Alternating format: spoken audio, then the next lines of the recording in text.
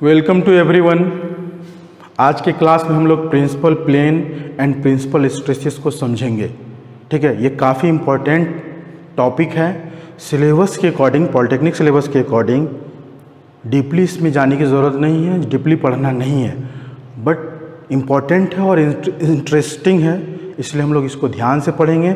और आप वीडियो के लास्ट तक बने रहिए ताकि आपको पूरा कॉन्सेप्ट प्रिंसिपल प्लेन और प्रिंसिपल स्ट्रेस का समझ में आ जाए। क्लियर? तो चलिए हम लोग पहले प्रिंसिपल प्लेन को समझते हैं। हम लोग देखे होंगे बीम, बिल्डिंग में तो बीम देखे ही होंगे। बीम के कुछ पोर्शन को कट करके हम बाहर निकाल रहे हैं, just like a block, cube block, और उसका हम लोग आपको फिगर दिखा रहे हैं। ये हमारा क्यूब ब्लॉक है और इस पे जो है सब्जेक्टेड है वो स्ट्रेस इन एक्स डायरेक्शन और इन वाई डायरेक्शन, दोनों डायरेक्शन में। क्लियर?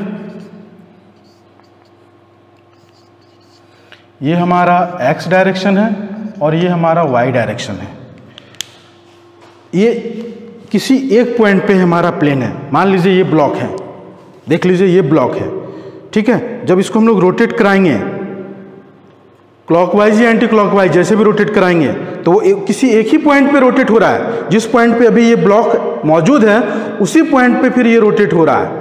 ठीक है, तो फिर कुछ एंगल पे अभी ये इसका प्लेन है, फिर जब रोटेट कराएंगे तो अभी ये प्लेन हो जाएगा, फिर और कुछ रोटेट कराएंगे तो और प्लेन चेंज हो जाएगा। तो मतलब इससे क्या पता चल रहा है कि एक पॉइंट पे इंडेफिनिट प्लेन है। क्लियर? तो हमें समझना क्या है यहाँ पे, प्रिंसिपल प्लेन कौन सा प्लेन होगा। तो जब हम उसको रोटेट कराएंगे और हर एक एक प्लेन पे हमारा नॉर्मल स्ट्रेसेस अलग होगा। ठीक है, अभी क्या हुआ यहाँ पे दिख रहा है आपको, नॉर्मल स्ट्रेसेस अभी इनिशियल केस में सिग्मा एक्स है, सिग्मा वाई है, एक्स एक्सिस के अबाउट सिग्मा एक्स है, वाई एक्सिस के अबाउट सिग्मा वाई है स्ट्रेसेस। जैसे ये रोटेट होगा कुछ एंगल पे तो इसका प्लेन चेंज कर जाएगा, तो स्ट्रेस एक्स डायरेक्शन और वाई डायरेक्शन दोनों में चेंज कर जाएगा। ठीक है, तो वो एक ऐसा प्लेन आएगा कि जहाँ पे हमारा ओनली नॉर्मल स्ट्रेस जनरेट करेगा, शियर स्ट्रेस नहीं। यहाँ पे क्या हो रहा है कि नॉर्मल स्ट्रेस और शियर स्ट्रेस दोनों लग रहा है। देख लीजिए आप, इनिशियल केस में हम लोग नॉर्मल स्ट्रेस और शियर स्ट्रेस दोनों अप्लाई कर रहे हैं। ठीक है, बट जब ये रोटेट करता जाएगा और एक ऐसा प्लेन आएगा जहां पे हमारा ओनली नॉर्मल स्ट्रेस ही जनरेट होगा। ओनली नॉर्मल स्ट्रेस का मतलब शियर स्ट्रेस उस प्लेन पे जीरो होगा, उसी प्लेन को हम लोग कहेंगे प्रिंसिपल प्लेन। और उस प्लेन पे जो हमारा नॉर्मल स्ट्रेस जनरेट होगा वो हमारा प्रिंसिपल स्ट्रेस होगा। कोई कंफ्यूजन?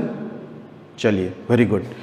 तो इसको एकदम कांस्टेंट होकर के समझिए, प्रिंसिपल प्लेन और प्रिंसिपल स्ट्रेसेस दोनों में समझना बहुत ही आसान है, कुछ भी टफ नहीं है। आप देखिए इसको, इसका डेफिनेशन देख लीजिए। डेफिनेशन क्या है?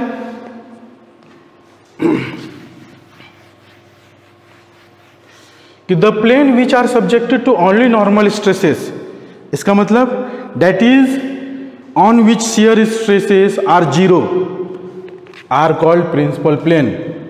कोई confusion नहीं। and the normal stresses acting on them, मतलब उस प्लेन पे are called principal stresses।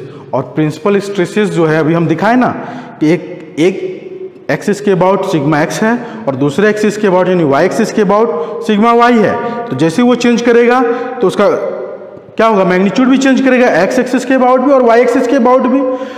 तो दोनों एक्सिस के अबाउट जो हमारा प्रिंसिपल प्लेन पे स्ट्रेस आएगा, एक मैक्सिमम आएगा और दूसरा मिनिमम आएगा, तो उसको ही हम लोग प्रिंसिपल स्ट्रेस भी कहते हैं। यहाँ देखिए मेंशन है कि प्रिंसिपल स्ट्रेसेस आर मैक्सिमम और मिनिमम नॉर्मल स्ट्रेसेस, मतलब नॉर्मल स्ट्रेसेस का ही रिजल्ट होगा, बट एक मैक्सिमम होगा और एक मिनिमम होगा। जो प्रिंसिपल प्लेन पे स्ट्रेसेस होगा वही हमारा प्रिंसिपल स्ट्रेसेस होगा।